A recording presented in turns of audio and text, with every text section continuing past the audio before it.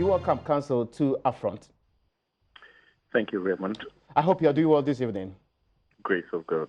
So, for those who have not heard or seen this particular warrant, I'll just read part of it. It says that warrant to arrest in the Supreme Court of Ghana to IGP and any other officers of this court, whereas Nana Pia Mensah of Accra is accused of the offense, and the offense is stated defrauding by false pretense, contrary to Section 131 of Act 29/60. You are hereby commanded in the name of the President forthwith to apprehend the said Nana Pia Mensah, and that has been issued from the court on the 9th, that's today, in the courts here, and producing before this particular court in the same day that's been given on the sheet there, and it's been signed by a circuit court judge. Explain to us, is this a way of saying the man is wanted and that wherever he is, anybody who can aid the police or any other state institution to arrest him should do so? All right, so it means exactly what you have just said. And by our criminal process and Ghana being a member of the International Criminal Police Organization known as Interpol, the member organizations or countries work together, and cooperate together to ensure that, crime is fought in the world, as it were, how to fight crime globally. And by our laws, if somebody is being sought after by the criminal justice process, now, number one, obviously, there would have been a complaint lodged against that person.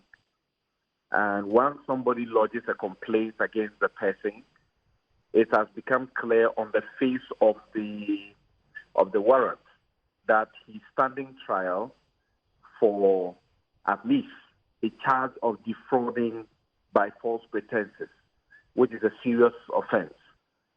It may be the case that he will be standing trial for multiple offenses, but the law requires that when the warrant is being drawn up, at least one of the offenses will be named, the time the offense was committed, and the place, among others, will be named on the document. Now, once the document is issued from the Court of Ghana, it means that the police have been empowered to look as in search every nook and cranny of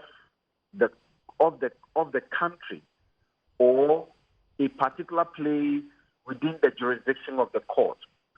But in circumstances like this, it goes beyond the jurisdiction of this court. And so it is made available to the police unit known as Interpol. If you go to the police headquarters here in Accra, I think on the second floor or so, there's a unit in there known as the Interpol. They will now take hold of it. There's a director in charge, and they will trigger the process of ensuring that the warrant is communicated to all the member countries. Now, when it's communicated and it's done electronically, when it's communicated to all the member countries, then it means the alert has been raised. As soon as the alert has been raised, then they will begin the processes in all those countries in being on the alert for the fugitive of justice, and there may be also immigration blacklists that will be issued at the various ports of entry and exit, so that it assists the process of ensuring that the person is arrested in whichever country or whichever place they are found, number one. And after they are arrested, then there will be an extradition process to bring the person to the country from which the warrant was issued, so that they will stand trial in the court of law. That's a detailed explanation of where and how, what really the mandate that has been given and the warrants that have been issued means. But immediately, people have started pointing out that, for example, in countries like North Korea, in countries like in the Vatican, for example, in San Marino, Solomon Islands, these are places where, to be fair, Interpol has no jurisdiction. What happens if an international fugitive has been declared, decides to choose one of these destinations? Of course, when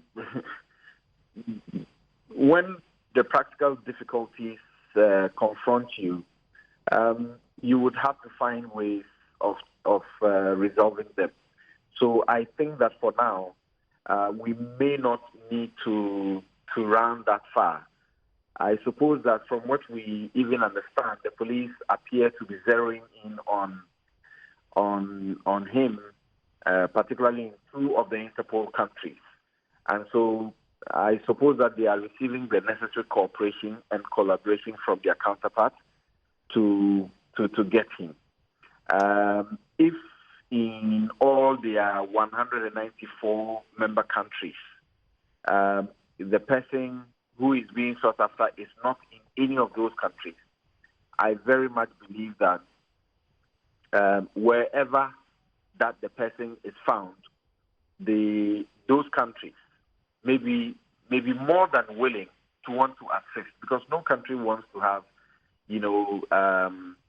as it were, potential criminals in their midst. But to be clear, this is a criminal offense he's been potentially charged with, defrauding by false pretense. Exactly what are the possible penalties in this case? I mean, is he likely to spend a very long time in jail? What period is he likely to get, assuming he ends up being found guilty of this particular offense? Okay. So when you face the offense of defrauding by false pretenses, like I said earlier, there would be the need to establish more clearly the specificity of the matters for which he's being brought to the court.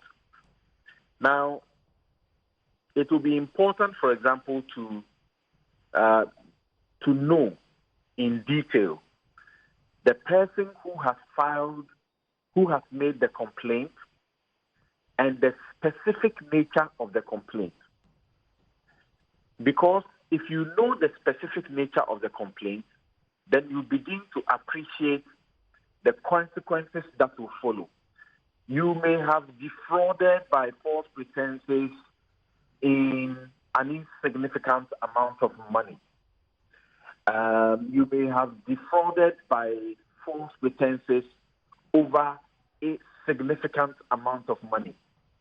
The source of the money may also become a big issue. And in these circumstances, of course, you and I have become privy to issues of potential money laundering charges that may also come in. Yeah. And these are all labeled in our law as serious offenses. For as long as they are serious offenses, you are generally, you are looking at, because they are not misdemeanors, and a misdemeanor, generally, you are looking at potentially of 3 years maximum in jail. That's the general tenure. Okay. In a matter which is the second-degree felony, which is not a misdemeanor, you are looking generally at about 10 years, where the specific offense that we get to know, the penalty has not been prescribed for it. Okay. Then when it goes beyond that and it's a first-degree felony, then we are able to establish that you may suffer, a life sentence, and so on and so forth. I get that. I've seen that Section 131 states that whoever defrauds any person by any false pretense shall be guilty of a second-degree felony. You say that you can be in jail for almost 10 years for this. Yes. When you get to know of the specifics, and by the specifics, as I try to say, you may now get to know what exactly the police is looking for in court. Now, if you get to know that, for as long as the sanction or the penalty is not prescribed, the law says you are looking at potentially 10 years. But we may get to know, because we're hearing that there could be money laundering matters, Yes. and several other issues that have to do with serious crimes. And therefore, it may be premature to just look at it within the confines of defrauding by false pretenses, rather than some other more serious felonies. Okay, I'm grateful, and thank you so much for the education on this one. Samson Lardy Anyenini is a private legal practitioner, very distinguished one at that. Thank you so much for joining us.